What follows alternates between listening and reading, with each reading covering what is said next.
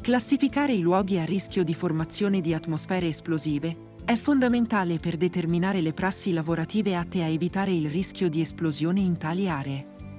Infatti, la presenza e l'estensione delle aree a rischio di esplosione costituisce un elemento d'ingresso per la scelta delle apparecchiature elettriche e non elettriche ATEX, nonché per la valutazione del rischio di esplosione ai sensi del Decreto Legislativo 81/2008.